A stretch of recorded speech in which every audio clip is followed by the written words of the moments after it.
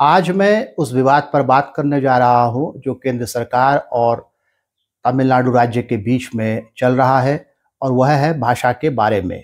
मैं भाषा नीति के इस विवाद पर शैक्षिक और जनतांत्रिक पहलू के नजरिए से आपके सामने कुछ बात रखूंगा। भारत के संविधान के बनने के समय से ही भारत का भाषा का प्रश्न जटिल, गंभीर, सांस्कृतिक, राजनीतिक और आर्थिक प्रश्न रहा है। संविधान सभा के अनेक सदस्य हिंदी को राष्ट्रभाषा यानी नेशनल लैंग्वेज घोषित करवाना चाहते थे, लेकिन संविधान सभा के अनेक सदस्य हिंदी को राष्ट्रभाषा के रूप में स्वीकार नहीं करना चाहते थे। नई शिक्षा नीति 2020 के तहत देश के सभी राज्यों में त्रिभाषा सूत्र लागू हो पाएगा या नहीं, इस पर इन दिनों बहस तेज है। केंद्र सरकार तमिलनाडु पर 3 भाषाएं पढ़ाने का दबाव बनाने के लिए उसे मिलने वाले जायज फंड रोककर उसकी बाह मरोड़ रही है। तमिलनाडु और दक्षिण भारत के कुछ और राज्यों का आरोप है कि त्रिभाषा सूत्र के जरिए केंद्र सरकार उन पर हिंदी थोपना चाहती है। उत्तर भारत द्वारा देश के सभी लोगों पर हिंदी थोपने का आरोप क्या बेबुनियाद है? त्रिभाषा सूत्र पर आगे बढ़ने से पहले इस आरोप का इतिहास समझ लेते हैं।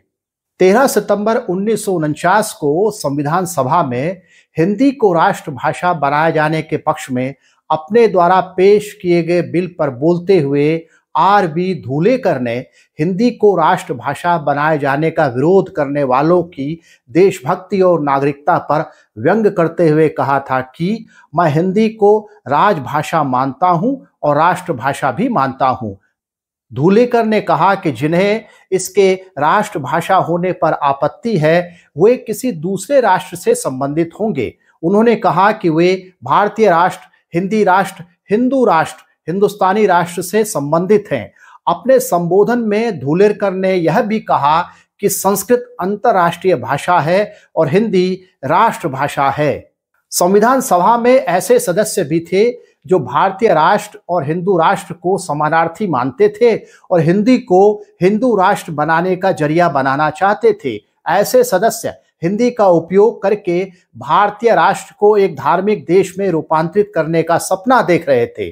संविधान सभा में मौजूद ऐसे लोगों की वजह से भी भारत के अन्य क्षेत्रों के सदस्यों और लोगों के मन में हिंदी के प्रति भय का मनोविज्ञान विकसित हुआ, क्योंकि अब हिंदी को लिंगुआ फ्रैंका के तौर पर देखने की बजाय एक खास तरह की सांस्कृतिक और धार्मिक मान्यताओं को देश भर पर लाद देने का माध्यम बनाने का प्रयास हो रहा था।